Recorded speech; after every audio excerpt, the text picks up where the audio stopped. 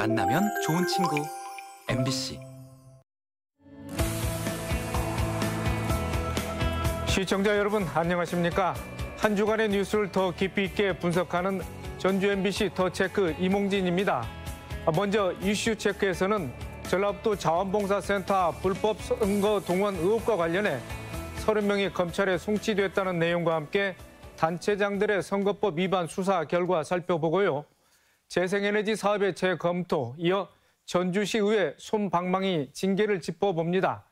이슈 토론에서는 기후변화로 크게 영향받는 우리 지역 농업 환경에 대해 이야기 나눠보겠습니다. 먼저 한 주간의 이슈를 짚어봅니다. 박지원 변호사와 함께합니다. 안녕하십니까? 네, 안녕하십니까? 네, 모두에 말씀드린 대로 전라북도 자원봉사센터 불법 선거 동원 의혹과 관련해서 송하진 전 지사 부인 등 관련자 30명이 검찰에 송치됐지 않겠습니까? 예. 그런데 송하진 지사는 개입하지 않은 것으로 경찰이 결론을 내렸군요. 예, 사건의 전말을 간단히 말씀드리면 이제 발단은 올해 4월 전라북도 자원봉사센터에서 민주당 입당 원서와 당원 명부 약 만여 개가 발견된 것으로부터 시작됐습니다. 이후 올해 8월에는 송 전 지사의 자택과 부인 오 씨의 차량 등에 대한 압수수색이 이어졌고요. 경찰이 혐의점을 조사한 결과 부인 오 씨를 포함해서 전라북도청의 전 비서실장 등 7명이 주도해서 조직적으로 민주당의 당원 모집 그리고 관리를 함으로써 경선에 개입하고자 한 정황을 확인하고 전현직 공무원 10여 명도 검찰에 함께 송치하게 됐습니다. 말씀하신 대로 송 전 지사의 경우에는 개입하지 않은 것으로 판단을 했는데 그 주된 이유는 혐의를 인정한 피의자들이 송 전 지사의 지시는 없었다 이렇게 선을 그었다는 이유였고요. 그에 따라서 송 지사의 개입 정황이 확인되지 않았다는 것이 설명의 요지입니다. 네, 그 같은 판단을 내리기까지는 참고인 조사조차 이루어지지 않았다는 건 일반인의 상식에 좀 벗어난 의외인데요. 네, 그러면서도 한편에서는 의혹이 말끔히 해소되지 않았다 이런 얘기도 나오고 있는데 사건은 어떻게 일단락될 것으로 보입니까? 말씀하신 대로 이제 이 모든 일들은 사실 송하진 전 지사의 당선을 위해서 조직적으로 이루어진 일이기 때문에 가장 이해관계가 깊은 송하진 전 지사 본인을 조사하는 것이 일반적이긴 하죠. 그래서 의혹이 조금 해소되지 않았다라는 문제 제기는 충분히 가능할 것 같습니다. 다만 이제 경찰에서 검찰로 송치를 했을 때 검찰에서 조사 결과를 보고 이것이 충분하다면 경찰 조사 결과만을 토대로 해서 기소 여부를 결정하는 것이고요. 만약에 수사가 미진한 점이 발견이 된다면 검찰에서 직접 수사를 하거나 또는 경찰의 보완 수사를 요구하기 때문에 그 추이는 조금 더 지켜보아야 될 것 같습니다. 네, 그런가 하면 서거석 교육감과 우범기 전주시장, 최경식 남원시장에 이어 최영일 순창군수가 각각 허위사실 공표 혐의로 검찰 수사를 받게 됐지 않겠습니까? 예, 말씀하신 네 분 모두 공직선거법 위반 중에서 허위사실 공표 혐의를 받고 현재 검찰로 송치된 상태입니다. 4명 중에서 최경식 남원시장은 최근에 불구속 기소가 되었고요. 이제 첫 번째 서거석 교육감의 경우에는 TV 토론 과정에서 동료 교수를 폭행한 의혹에 대해서 전면 부인을 했었는데 이것에 대해서 허위사실 공표 혐의를 받게 되었고 우범기 전주시장의 경우에도 마찬가지로 TV 토론에서였는데 이제 선거 브로커와의 연관성을 전면 부인했었습니다. 브로커로부터 어떤 제안도 받은 사실이 없고 지속적인 접촉도 없었다라고 답변했었는데 그 발언에 대해서 검찰로 송치가 되었고요. 최경식 남원시장의 경우에는 허위 학력 기재가 문제가 됐습니다. 소방학 박사를 취득했는데 이것을 소방행정학 박사로 기재한 것으로 해서 문제가 된 사안이고 최영일 순창군수의 경우에는 TV토론에서 상대 후보자에 대한 부당거래 의혹을 제기했습니다. 상대 후보가 조합장으로 재직하던 축협과 그 상대 후보의 배우자가 이사로 있던 영농조합법인 사이에 모종의 거래가 있어서 부당하게 이득을 취했다라는 의혹을 제기했는데 이제 확인 결과 해당 후보의 배우자가 그 당시에는 이사로 재직하지 않은 것으로 확인되어서 네 사건이 모두 검찰로 송치가 되었고 최경식 남원시장의 경우에 불구속 기소가 되었으며 다른 사건들도 지금 공소시효가 선거법 위반 사건은 40여일도 안 남은 시점이기 때문에 조만간 기소 여부가 결정될 것으로 보입니다. 네. 강임준 군산시장의 금권 선거 의혹 사건도 검찰에서 다뤄지게 됐네요. 예, 전북경찰청 반부패 경제범죄수사대가 강임준 전 군산시장에 대해서 수사를 마무리하고 어제자로 검찰로 송치를 했습니다. 강 시장의 경우에는 지난 4월 지방선거 과정에서 김종식 전 도의원에게 2차례에 걸쳐서 400만 원 상당의 금품을 제공한 혐의를 받고 있습니다. 네. 그런데 돈을 받았다는 사람은 있지만은 줬다는 사람은 부인하고 있습니다. 경찰이 두 사람 간의 대질 신문을 한 것으로 이렇게 알려지고 있는데 예. 경찰은 일단 그래도 돈이 오간 정황은 포착한 것 같습니다. 예, 일단 돈이 주고 받았다라고 판단을 했고요. 그 근거를 보면 일단 김종식 전 도의원의 폭로가 진술이 조금 구체적입니다. 그러니까 다른 사람으로부터 받은 게 아니고 강 시장의 선거 사무실에서 강 시장으로부터 직접 5만 원권을 흰 봉투에 담아서 받았다라고 진술을 했고요. 그리고 또 이 수사가 시작된 이후에 이제 강 시장 측에서 김 전 도의원을 회유하려던 정황이 포착이 됐습니다. 휴대전화를 압수수색을 했고 그 과정에서 전달하고자 했던 500만 원 상당의 봉투 사진도 발견이 되었거든요. 돈다발 사진이 확보가 되었기 때문에 상당한 정황 증거가 충분하다라고 봤고 사실 김 전 도의원의 경우에도 본인도 처벌을 감수하고 폭로를 한 만큼 신빙성이 높다고 판단한 것 같습니다. 네, 김 전 의원도 송치 대상이 포함이 됐죠. 그렇습니다. 네. 선거법 위반으로 교육감 비롯해서 단체장 5명이 기로에 서게 됐는데 좀 더 지켜봐야 되겠습니다. 네, 다음 이슈입니다. 지난 정부가 야심차게 추진했던 새만금 수상 태양광 사업이 장밋빛 청사진으로 그동안 기대감을 높였는데요. 지금은 무산될 위기에 봉착해 있습니다. 사업 개요와 함께 그 이유를 좀 설명해 주시죠. 예, 이 새만금 신재생 에너지 산업단지에는 당초 우리가 흔히 알고 있는 육상 태양광 산업뿐만 아니고 해상 풍력 발전 사업 계획도 있었고 가장 주목받았던 것은 수상 태양광 계획이었습니다. 이것이 새만금 호 면적의 7% 정도의 수면 위에 태양광 모듈을 올려놓는 것인데 세계 최대의 규모라고 해서 주목을 받았었거든요. 발전량이 2.1기가와트 규모인데 100만 가구 정도의 전력을 공급할 수 있는 그 정도 규모라고 합니다. 그런데 최근 이 최대 주주인 한수원, 그러니까 한국수력원자력이죠. 한수원이 이번 정부에 들어서 재무위험기관으로 선정이 됐습니다. 지난 정부에서 탈원전 정책을 추진하다 보니까 한수원의 흑자 폭이 줄어들었다, 수익성이 악화됐다라고 현 정부가 지적을 하면서 새만금 발전 사업 같은 경우는 아직 미래가 확실치 않은 불확실한 사업이기 때문에 투자를 조금 보류하고 있는 상황입니다. 네, 사업은 2018년 사실 4년 전부터 시작됐는데 수상 태양광 실체 그 모습을 현재까지 드러내지 못하고 있습니다. 당초 계획대로라면 올해 안에 좀 완공이 돼야 되는 그런 사업이지 않겠습니까? 예, 이 수상 태양광 사업은 2단계로 나눠서 진행이 되기로 예정돼 있었고 1단계는 당초 1.2기가와트가 올해 완공되고 가동할 계획이었습니다. 그런데 송변전공사, 그러니까 이제 생산한 전기를 송변전선로를 통해서 수도권으로 보내는 이 공사 사업자를 선정하는 것만 해도 2년 이상이 지체가 되었고요. 공사 자체가 30개월 이상 걸리는 성질이기 때문에 지금 당장 공사를 시작해도 빨라야 2025년에나 가동이 가능합니다. 근데 그나마도 현재 공사 비용의 분담 주체가 아직 확정되지 못했다는 이유 등으로 공사를 시작하지도 못하고 있는 형국이고 다른 발전 사업자들도 민간 사업자들을 모집해야 되는데 몇 군데 빼고는 불발이 돼서 상당히 어려운 상황입니다. 네. 그런데 현 정부가 한전 발전 자회사에 대해서 재정 건전성을 요구하면서 추가적인 사업 진출을 또 막고 있는 것도 이런 사업이 진척을 보지 못하는 그런 이유가 되고 있다고 하죠. 예, 아까 말씀드렸듯이 현 정부는 아무래도 기존 정부에서 강하게 정책 드라이브를 걸었던 신재생 에너지 사업에 대해서 일종의 적폐 또는 문제가 많다라는 시각을 가지고 있는 것으로 보입니다. 그래서 한전 발전 자회사에 대해서도 기재부에서 재정 건전화 계획 제출을 요구했고요. 발전 자회사로서는 현재 진행하고 있는 발전되는 사업장을 멈출 수는 없지 않겠습니까? 현재 진행하고 있는 확실한 사업을 중도에 포기하거나 중단할 수는 없기 때문에 불확실한 새만금 등의 계획은 수년하게 된 것으로 보입니다.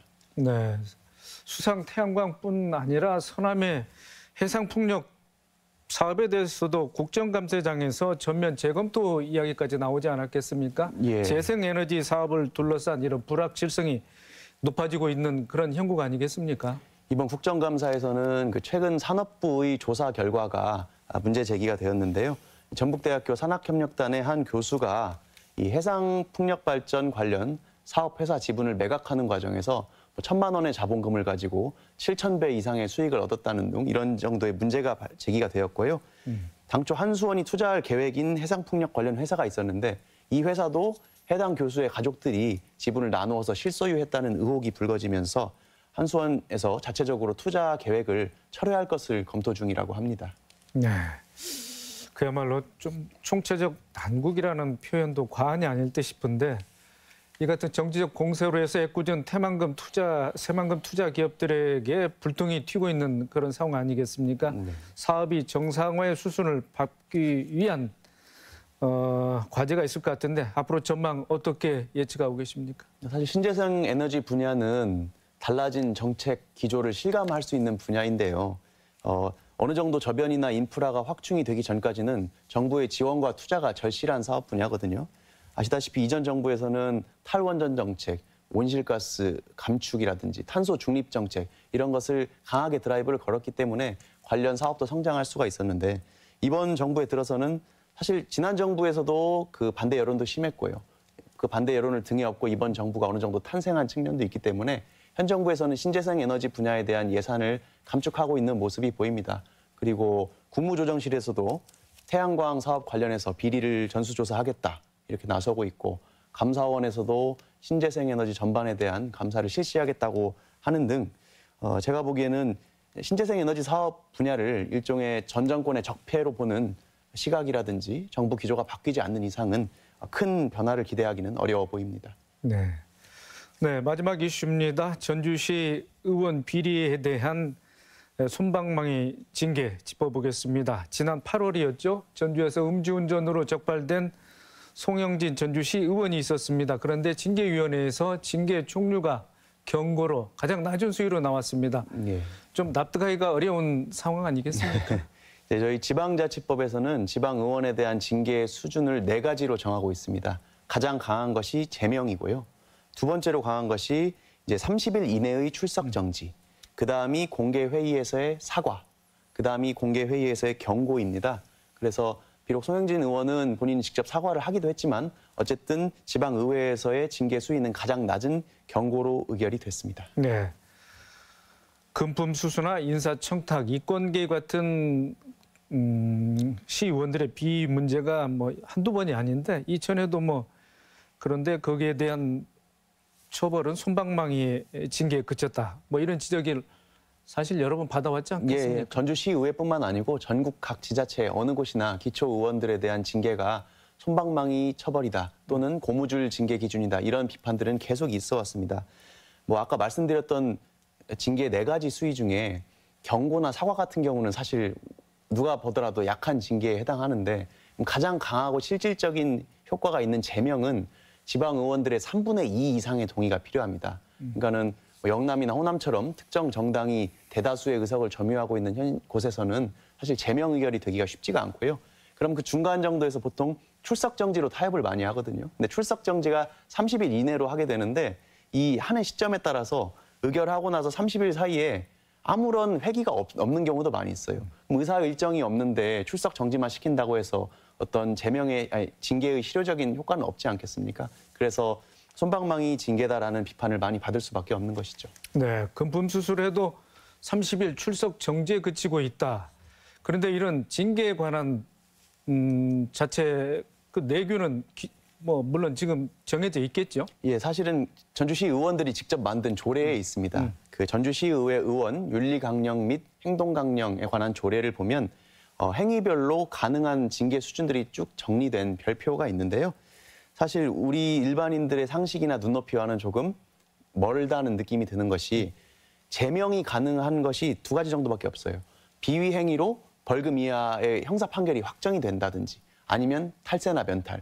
이 2가지만 제명이 가능하도록 징계 기준이 돼 있고 우리가 흔히 지방의원들한테 문제 삼는 말씀하신 음주, 성폭력, 인사청탁, 이권 개입, 금품 수수 이런 것들은 모두 제명은 불가능하고 출석 정지까지만 가능하도록 기재가 돼 있어서 사실 그걸 읽어보는 시민들이나 외부인들은 좀 납득하기 어려운 수준에 해당합니다. 네. 그런데 일반 행정기관에서는 비위를 저지른 공무원에 대해서는 강등이나 해임까지 할 수 있도록 그 징계가 강화되는 추세지 않겠습니까? 네.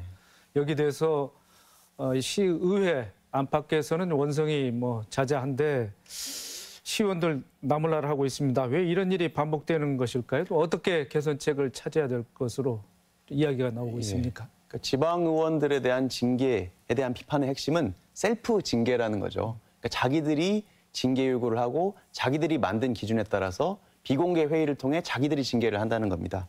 이제 외부 의견이 반영되지 않는 셀프 징계다 보니까 이런 문제점이 발생하는 거고요.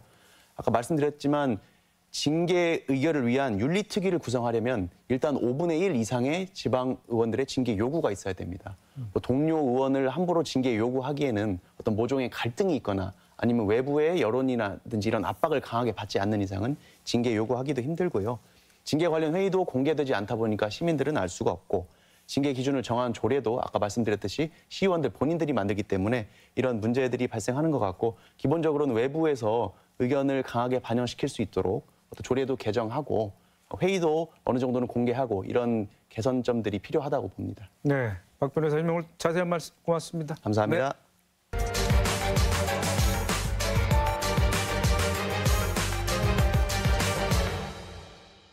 이슈 토론 시간입니다.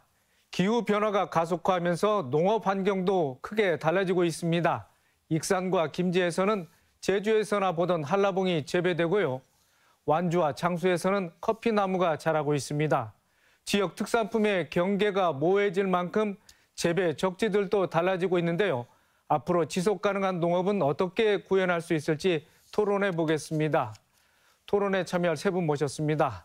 서유란 전북대학교 농업생명과학대 교수, 김희준 전라북도 농업기술원 연구개발국장, 박인경 익산의 농산업체 대표 이렇게 세 분 모셨습니다. 안녕하십니까? 안녕하십니까? 네. 서유란 교수님, 네. 기후 변화로 인해서 농업 환경이 글쎄요 많이 변하고 있겠죠. 뭐 네. 시간이 흐를수록 그 변화의 양상이 뚜렷해지고 또 변화의 주기도 좀 짧아지고 그럴 텐데. 네. 네. 우선은 그 농업 환경의 변화랑 생산성을 정확하게 연결질 수 있는 데이터는 아직까지는 좀 부족합니다. 하지만 기본적으로 기후변화라는 그 용어 자체가 이미 일상화될 정도로 우리한테 영향을 많이 주고 있고요. 특히나 이 기후변화에 따라서 온난화되면서 또 재배를 하던 옛날의 방식과 또 방법도 달라지고 있고 또 예전에는 잘 자라던 작물들이 이제 점점 이제 작기가 올라가고 있기 때문에 예전하고는 그 변동폭이 많이 크다고 생각이 됩니다. 그리고 더 중요한 거는 지금까지의 변동보다는 앞으로의 변동이 아마 더 많아질 거라고 생각이 됩니다. 네. 말씀하신 것처럼 기후변화가 작물 생장에 직간접적으로 영향을 미칠 수밖에 없는데요. 농가에 미치는 영향도 뭐 적지 않을 것 같습니다. 우선 네. 뭐 생산성이라든지 소득 면에서 농가들에게 타격이 있는 게 뭐 사실이지 않겠습니까? 예, 역시 마찬가지로 명확한 데이터는 없습니다. 하지만 기본적으로 이제 농민분들이 고령화되다 보니까 기존에 하고 있던 그 농업 방식을 계속 사용을 하시는데 환경은 계속 달라지고 있습니다. 특히나 기후변화에 따라서 가장 큰 문제가 이상 그 기후들입니다. 갑작스럽게 홍수가 온다거나 아니면 갑자기 한파가 온다거나 또 이제 비도 옛날처럼 꾸준히 오는 것이 아니라 특정 시기에 집중돼서 오다 보니까 우리가 물을 필요로 하는 시기에는 물이 없을 수 있고 그다음 개화가 되지 않아야 될 때는 꽃이 필 때도 있고 이런 부분들 그다음 갑작스러운 기상 이변에 따른 여러 가지 피해들이 현재 많이 있어서 농민분들이 많이 어려움을 가지고 계십니다. 네, 변화에 대한 그 영향 앞으로도 더 구체적으로 또 다방면으로 알아보도록 하겠습니다. 자, 김희준 국장님. 예. 뭐 서두에서 제가 얘기는 했습니다만 익산과 김제에서는 아열대 작물이죠. 한라봉과 천혜향 등 망감류, 그러니까 수확 시기가 늦은 그런 감귤류 아니겠습니까? 이런 게 많이 생산되고 있고 완주나 장수에서는 뭐 커피를 뭐 재배하고 있는 그런 상황 아니지 않겠습니까? 농업 환경 변화, 농업의 또 실무 책임자를 맡고 계시는 또 공무원으로서 어떻게 지금 감지하고 계십니까? 농업 환경을 얘기할 때 온도 변화를 빼놓을 수 없을 것 같습니다.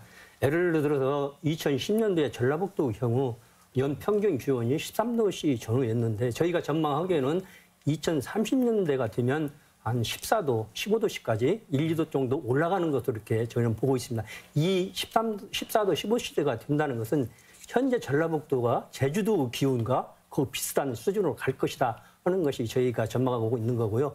또 2070년도에 정도가 되게 되면 저희 산간부 지역, 무주, 진안, 장수 지역을 제외하고는 전라북도 전 지역이 아일대 기후로 들어가는 것으로 그렇게 분석이 되고 있습니다.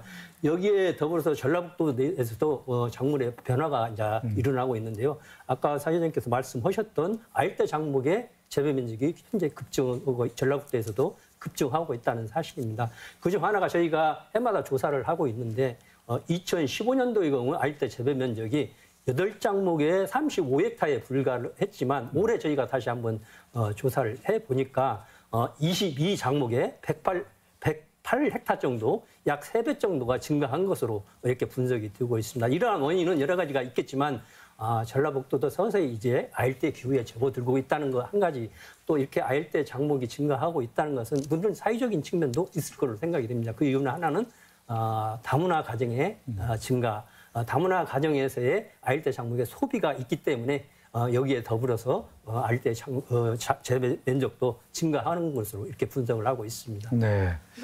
7년 만에 3배 정도 예, 면적이라든지 작목 수도 공이 3배 정도 늘어난 그런 양상인데, 물론 다문화 가정이 늘어나는 것도 문제겠지만 이제 기후 변화가 무엇보다도 큰 요인이지 않겠습니까? 그렇습니다.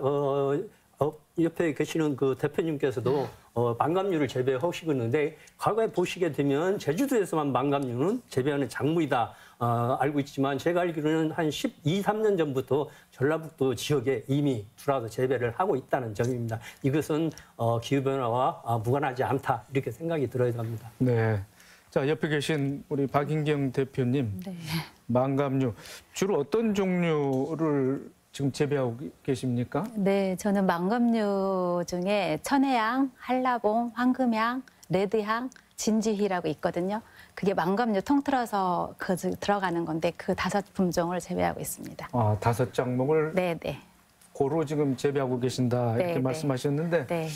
뭐 재배하게 된 배경, 동기는 어디에 있습니까? 저는 귀농에서 국화 절화 재배를 했습니다. 그래서 출하는 양재동 화해공판장하고 일부는 수출도 좀 했습니다.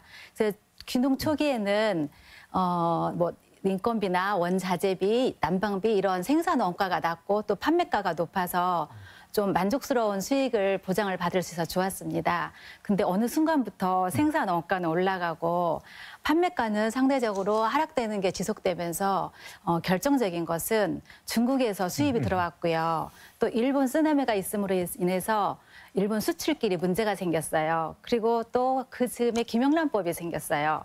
그래서 저희 화훼 농가들이 그 즈음에 굉장히 큰 어려움을 겪었는데, 저희도 그 즈음에 다른 대체 작목을 좀 생각을 해봐야 되겠다. 더 이상은 화훼로 해서 우리가 생활하는 데 어려움이 있겠다라는 생각을 했습니다. 그래서 대체 작목을 생각하는 중에 기후가 온난하다면서 제주도에서만 재배가 가능했던 감귤이나 망감류가 육지에서도 재배가 가능하다는 것을 알게 되었습니다. 그래서 제가 그때부터 한 1년 정도 준비를 했고 망감류 나무를 심게 되었습니다. 네, 1년 준비하셔서 네. 바로 수확을 할 수는 없는 그런 그쵸. 상황이지 않겠습니까? 네네. 그런데 재배 농법 같은 것은 어디 사실 농업기술원 같은 데서 얻으셨나요? 어떻게 익히셨습니까? 제가 처음 망감류 나무를 이렇게 준비하고 식재할 때는 전라북도나 우리 육지부에는 재배 농법이나 이런 것을 배울 수 있는 곳이 없었습니다.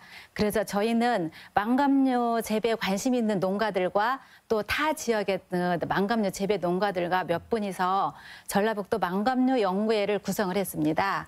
그래서 연구회 회원들이 몇몇이서 구성된 회원들끼리 자비로 제주도 감귤연구소나 서귀포 농업기술센터, 또 제주도에 가면 감귤 마이스터들이 많이 있으십니다. 그 농장을 다 방문을 해서 직접 재배 방법이나 여러 가지 조언을 듣고 준비를 하고 했습니다. 네. 네. 자세한 얘기 좀 뒤에 더 듣기로 하고요. 네, 서 교수님. 네. 그렇다면 이런 기후 변화로 해서 지역 특산물 개념마저 경계가 좀 모호해지고 있다, 그런 얘기도 나옵니다. 지금 같은 이제 품종이나 재배법이 유지된다면은 장수, 순창 같은 산간부 지역에서는 2060년쯤에는 이제 사과가 사라질 것이다. 전주에서는 또 배농가가 없어질 것이다. 물론 이제 먼 훗날 얘기입니다. 하면은 이게 어떻게 그런 게 정말로 그렇게 되겠습니까? 어떻습니까? 우선 그 기후변화에 대한 온도 때문에 분명히 그렇게 생각할 수 있습니다. 근데 아직까지는 명확하게 얼마나 온도가 올라갈지 아직 그 미지수가 좀 많습니다. 특히 기후변화 쪽으로는. 그래서 우리가 아무리 그렇다 해도 대비는 해야 되기 때문에 그래서 여러 가지 가능성을 지금 놓고 보고 있는 중이긴 합니다만 기본적으로는 이제 과거보다는 온도가 높아질 거는 사실이고요. 그러면 기존에 했던 작물들을 더 이상 거기서 하지 못하거나 또는 맛이나 아니면 품질, 그다음 또 수량 이런 것들이 떨어지기 때문에 다른 대체할 수 있는 작목으로 전환하거나 아니면 또 뭐 방법들을 바꾸거나 그럴 필요가 있을 거라고 생각됩니다. 네, 김 국장님. 뭐 돈에서는 뭐 사과나 배 농가 또 복숭아 농가가 뭐 절대 다수를 그간에 뭐 차지하고 있었는데 물론 2060년 얘기 쉽게 예단할 수 없습니다만은 이런 농가가 갈수록 차차 줄어들고 있는 건 사실 아니겠습니까? 예, 서 교수님께서도 잠깐 말씀을 하셨지만은 기후 변화에 따른 온도 상승은 막을 수는 없습니다. 단지 그 속도 차이에 의해서 대체를 할 수 있을 걸로 보여지고요. 지금 60년대 초면 사과나 배가 전라북도 지역에서 사라질 것이다 하는 전망은 현재 지금 상태에서 배출되고 있는 온실가스라든지 이걸 최악의 시나리오로 썼을 때의 저희가 보겠던 가정이 아닌가 그런 생각이 듭니다. 저희는 이러한 상황을 알기 때문에 여기에 그 대응을 하기 위한 새로운 품종이라든지 기상재해 재배 기술이라든지 이런 새로운 농법들도 개발을 해서 보급을 한다면 물론 이게 완만하게 해서 멈출 수는 없겠지만 그래도 대응할 수 있는 그런 기회가 되지 않을까 생각이 듭니다. 한 가지 예를 들어서 말씀을 드리자면 1960년대에 아마 보릿고개를 다 아실 걸로 생각이 되어지는데 그때 저희 쌀 수량이 10아르당 310kg였습니다. 근데 지금 그 품종 개량을 통해서 저희가 10아르당 얻고 있는 수량이 520kg 정도 이렇게 배 정도 증산을 했거든요. 따라서 이러한 방법으로 해서 저희도 대체를 한다면 전라북도 내에서 아마 사과나 배가 사라지는 그런 것은 좀 막을 수가 있지 않을까 개인적으로 생각을 하고 있습니다. 네, 우리 국장님 말씀하신 대로 농특산품 뭐 재배 환경이 급변하고 있어서 새로운 재배 적지들이 이제 바뀔 수도 있다 이렇게 네. 낙관적으로 말씀하셨습니다. 물론 이제 위기감이 크게 다가오기는 합니다만은 한편으로는 또 기회가 될 수 있다 이렇게 이런 말씀에 대해서 우리 서 교수님은 어떤 생각이십니까? 예. 국장님 말씀하신 대로 저희가 사라질 수 있다는 그런 얘기들은 좀 극단적인 시나리오 중에 하나입니다.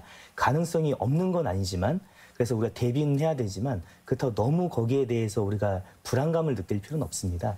다만 이제 온도 변화만큼 중요했던 게 뭐가 있냐면은 현재 코로나 시국하고 맞물려서 식량 안보 문제가 굉장히 큰 이슈가 되고 있습니다. 그렇다 보니까 곡물을 우리가 수급하기도 좀 어려워지고 또 작물을 재배하기 위한 비료, 요소 비료 같은 경우에도 이제 한 2년 전만 해도 우리가 1톤에 톤당 한 30만 원 정도 하던 것이 지금 수입했을 때 원료 수입했을 때 지금은 한 80만 원 정도. 그러니까 우리가 단순하게 작물 재배만의 문제가 아니라 작물을 재배하기 위한 전후방 사업, 특히 이제 우리가 뒤에서 받쳐주기 위한 농자재에 대한 부분들이 굉장히 좀 시급한 문제인데요. 거꾸로 얘기하자면 그게 이제 위기이자 곧 기회가 됩니다. 그래서 내재해성 작물을 이제 새로 품종을 개발하는 것도 중요하지만 우리가 그런 기존에 수입해서 얻어오던 그런 농자재들을 국산화시킬 수 있는 특히나 이제 전라북도에서 그런 것들을 좀 고민을 많이 해주면 새로운 또 산업 분야를 확장할 수 있지 않을까 합니다. 네, 기후 변화에 따라서 작목의 수량이 좀 줄어들고 있습니다만은 김 국장님, 작목 자체 품종 자체가 또 지금 사라진 경우도 있습니까? 현재 이 상황 기준으로 해서 자체적으로는 사라지는 경우는 그렇게 드물고요. 한 가지 이제 농진청에서 분석한 자료를 가지고 한번 말씀을 드리면 한 2050년 정도에 도달하게 되면 우리나라 공랭지 배추가 있지 않습니까? 약 온도 상승에 따라서 89% 정도 재배 면적이 감소할 것이다. 이런 것이기도 있고 전라북도 경우에도 지금 2000년도에 전라북도 지역에서 고랭지 배추 재배 면적이 500헥타 정도 됐었습니다. 근데 이게 2017년에 여러 가지 원인이 있겠습니다만 역시 기후변화가 무관하지 않게 한 130헥타 정도밖에 지금 남아있지 않는 그런 실정입니다. 그런데 이게 이제 극단적으로 위기 상태를 해서 말씀을 드린 거고요. 아까 교수님께서는 농자재 쪽에 이렇게 기후가 찾아올 것이다 하는 생각을 가지고 계신데 저는 작물 쪽에도 기후가 올 것이라는 생각을 가지고 있습니다. 그 이유는 아티초크라든지 지금 제가 이거 가져왔던 것이가 이제 이게 이제 저희가 말하는 아티초크라든지 이제 인디안 시금치 열대성 그런 작물인데요. 이게 이제 전라북도에서는 2030년이나 40년이 되면 전라북도 내에서도 재배가 가능한 걸로 알대 작물이지만 그만큼 온도가 약간은 상승이 되기 때문에 이런 것으로 분석이 되고 있습니다. 따라서 이러한 새로운 소득 작물을 개발을 한다면 위기를 또 기회로 삼을 수 있는 전환할 수 있는 그런 시발점도 되지 않을까 그런 생각을 가지고 있습니다. 네. 박 대표님, 뭐 남들이 시도하지 않은 작물을 익산에서 처음 이제 재배하기 시작했습니다. 뭐 처음에는 그래도 뭐 성공에 대한 뭐 확신은 갖고 시작하지는 않았겠고, 네, 맞습니다. 뭐 두려움이라든지 그런 애로사항도 많았을 텐데, 네. 어떻습니까? 네, 저는 전업농입니다. 농사에서 나오는 수익이 없으면 사실은 생활이 어려운 그런 농업인이거든요. 그런데 새로운 작물을 처음 시도한다는 것이 사실은 두려움이 많이 있었습니다. 그런데 준비하는 과정에서 제가 한 1년 정도 준비하는 과정에서 자신감이 좀 생겼습니다. 그래서 시도를 했는데 지금 돌이켜보면 잘했다라는 생각이 듭니다. 네. 그리고 어려운 점은 제가 처음에 그 망감류 재배할 때 교육이 없어서 어려움이 좀 있어서 많이 힘들어했는데 지금은 전라북도 농업기술원이나 그다음에 각 지역 농업기술센터에서 그리고 농정원에서 아열대 교육과 열대 교육 그다음에 망감류 교육을 지금은 준비를 해 주셔서 저희가 너무 많은 도움을 받고 있습니다. 그리고 또 하나 저희가 이제 재배를 하면서 어려웠던 점이 뭐냐면은 지금 저희는 제주도의 재배 매뉴얼을 가지고 활용을 해서 농사를 짓고 있습니다. 그런데 사실 제주도하고 우리 전라북도하고는 자연 재배 환경이 다른 점들이 조금씩 있습니다. 근데 저희 전라북도에 맞는 재배 그 매뉴얼이 아직은 없습니다. 저희가 이제 나름 경험에 의해서 지금 하고 있거든요.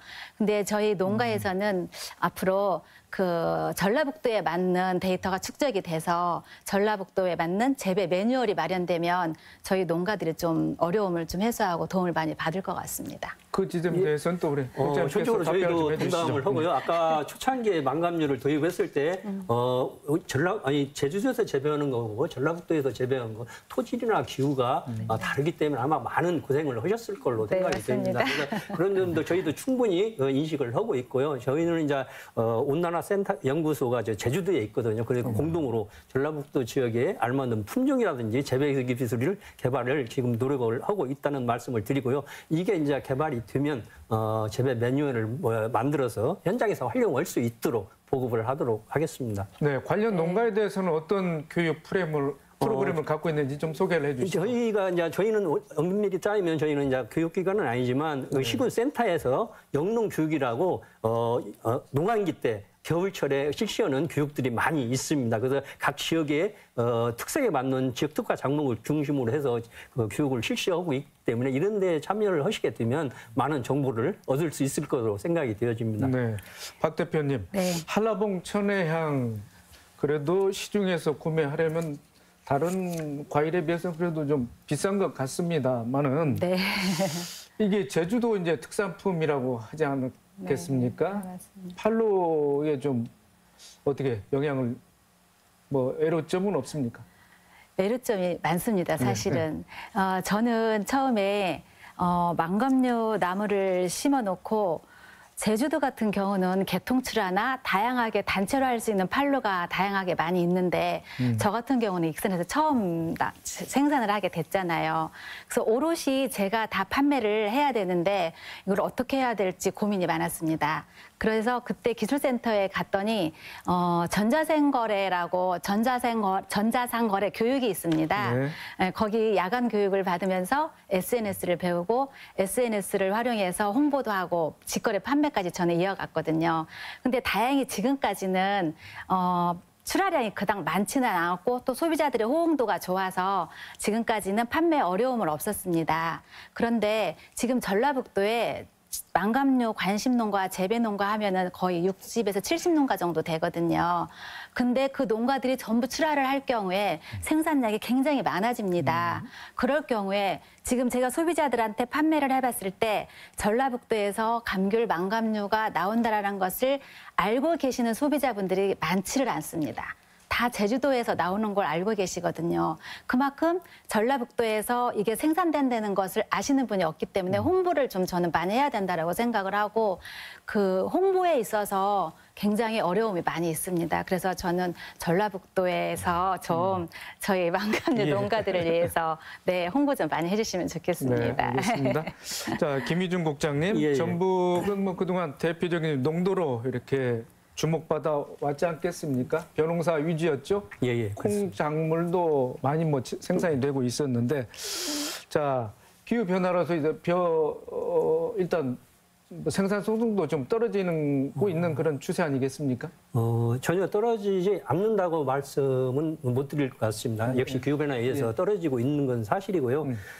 국민픽약정책연구원에서 발표한 자료에 따르면 2000년대에 비해서 2050년대에 들어서면 밀 같은 경우에는 4% 정도, 옥수수가 가장 많은 수량량이 감소할 것으로 예상이 되는데 옥수수 경우에는 약 24% 정도 수확량이 감소할 것으로 전망이 되고 있고요.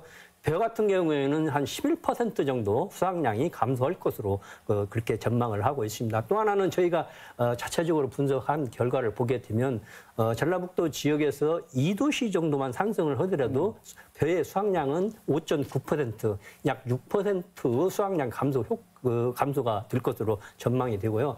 좀 극단적이긴 하지만 5도시까지 상승이 된다면 수확량이 15%에서 16%까지 이렇게 극적으로 감소할 것으로 저희는 전망을 하고 있습니다. 여기에 저희 대응하는 것이 가장 중요한데 저희 전라북도 농업기술원에서는 특수미 중심으로 해서 특수미라면은 이제 향미라든지 찹쌀이라든지 검정쌀 이런 것 중으로 이런 거를 중심으로 해서 지금 품종 육성을 해 나가고 있고요.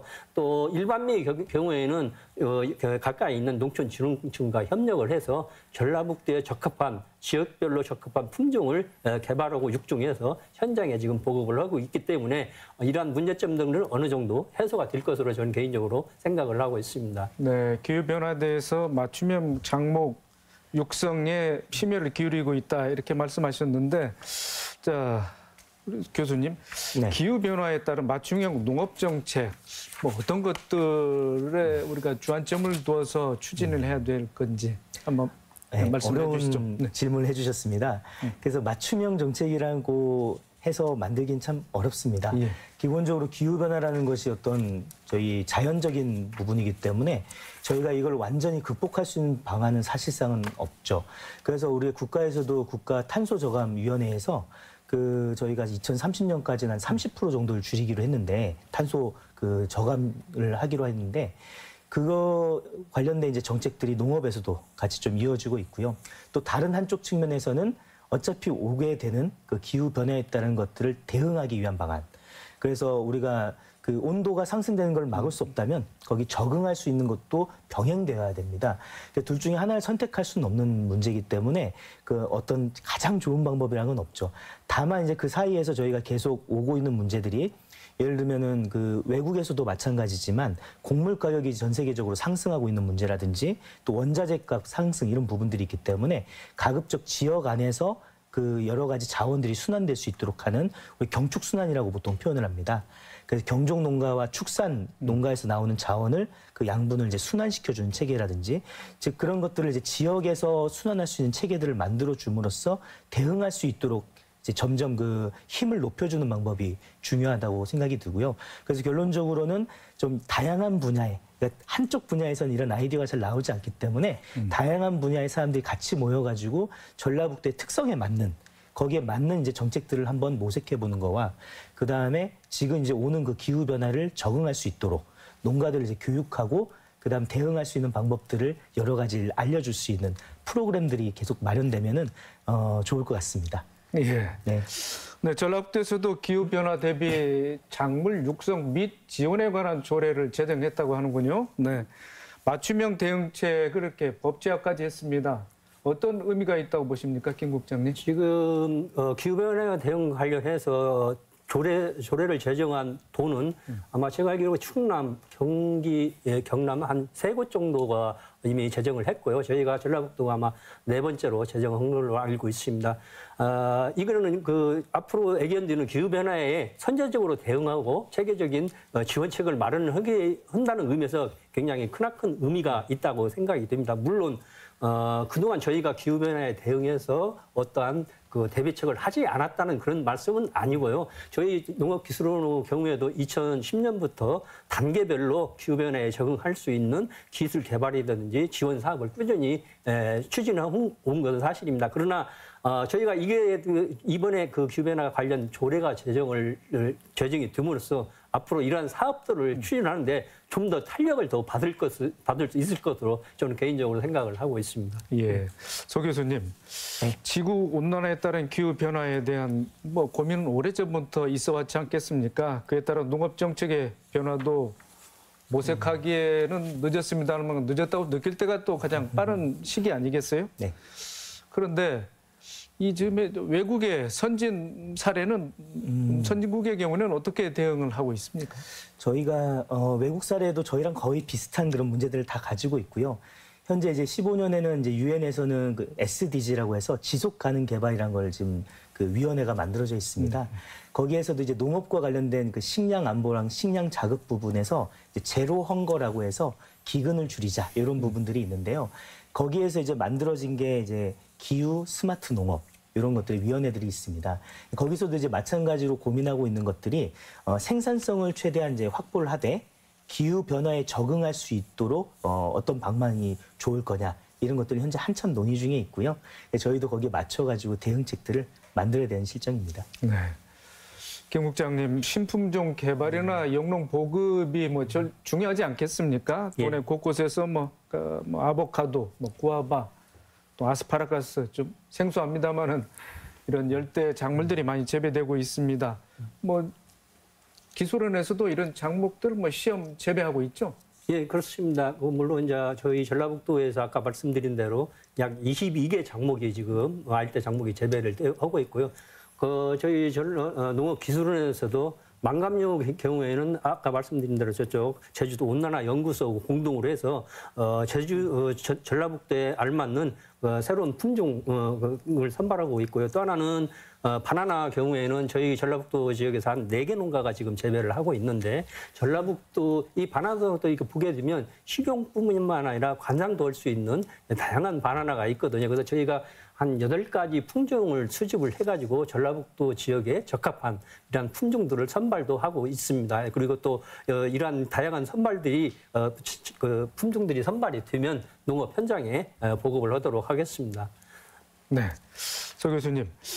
그런데 이제 미래 농업의 대안으로 스마트팜이 많이 좀 얘기되고 있지 않겠습니까? 예. 기후 변화에 따른 농업의 변화 이런 최선, 차선 아니면 그 해결책으로서 어떻게 보고 계십니까? 예, 스마트팜이 모든 거의 해결책은 사실은 아닙니다만 지금 오는 이 기후 변화에 따른 여러 가지 원인들이 결국 에너지를 많이 사용한다 하는 부분들, 그 다음에 또 다른 부분으로는 누가 농업을 과연 이루어 갈 것이냐 이런 2가지를 볼 수 있습니다. 첫 번째로 봤을 때는 결국 에너지 효율을 높이기 위해서는 저희가 기후변화에서 마찬가지지만 외부에서 노지에서 그냥 재배를 하게 됐을 때 다양한 이제 기후 위기들이 있기 때문에 저희가 컨트롤할 수 있는 그런 이제 시설 안에서 재배하는 것이 또 안정성 측면에서는 좋습니다. 뿐만 아니라 그 생산성 향상하고 그리고 또 다양한 그 에너지 자원들을 효율적으로 집약적으로 쓸 수 있다는 것은 분명한 장점이 됩니다. 대신 반면에 또 너무 한쪽에 집약적으로 하다 보면은 또 환경 문제가 또 발생할 수도 있습니다. 폐액이라든지 여러 가지 문제들이 있기 때문에 앞으로 가야 할 길이 많을 것 같고요. 또 다른 측면에서는 이제 우리 전라북도에서 또 친환경 농업이나 이런 걸 유지하려면 아무래도 고령인 그 농민들이 점점 젊어져야 될 필요가 있습니다. 그런 면에서 스마트팜은 굉장히 매혹적인 그런 아이템, 이름이라고 생각을 합니다. 예. 네, 자, 열띠게 토론을 진행하는 가운데 이제 뭐 토론을 마칠 시간이 점점 다가오는 것 같습니다. 네, 기후 변화에 대응해서 전북 농업을 지속 가능한 성장 동력으로 삼기 위해서는 어떠한 대안과 방안이 마련돼야 되는지 우리 마무리 말씀으로 해서 듣고 오늘 토론 마치도록 하겠습니다. 먼저 박 대표님부터. 네. 네, 지금 기후 변화에 대응해서 우리 농가들도 대체 작물에 관심을 가지고 준비하는 자세가 좀 필요하다는 그런 생각을 했습니다. 네, 네, 네, 김 국장님. 네. 전라북도의 농업이 지속 가능한 농업으로 이끌기 위해서는 근본적인 해결책이 필요하다고 생각합니다. 그중 하나가 아마 전탄소 농업 실천이 아닌가. 그런 전탄소 농업을 실천함으로써 근본적으로 기후변화라든지 온도 상승을 어느 정도는 늦출 수 있기 때문에 이런 쪽에 초점을 두고 추진을 한다면 근본적인 해결책이 되지 않을까 그런 생각을 가지고 있습니다. 네, 서 교수님. 네, 저는 이제 에너지를 절감할 수 있는 다양한 방법도 중요하지만 앞으로 어떻게 변화할지를 모르겠습니다. 국내의 정세가 너무나 급격하게 변화하기 때문에 그거를 잘 따라갈 수 있는 또 유연한 사고를 가진 청년들이 좀 많이 농업에 배출되는 게 우리 전북의 미래에 굉장히 큰 도움이 될 거라 생각합니다. 네, 오늘 좋은 말씀 고맙습니다. 네, 세 분 수고하셨습니다. 기후 변화의 영향으로 농업이 위기를 맞고 있는데요. 반면에 생산성이 높은 새로운 작물을 도입할 수 있는 기회로 삼을 수도 있겠다는 희망도 엿보입니다. 모쪼록 지속 가능한 농업 환경을 만들 수 있도록 머리를 맞대야 할 때인 것 같습니다. 더 체크 오늘 순서 여기서 마칩니다. 시청해주신 여러분 고맙습니다.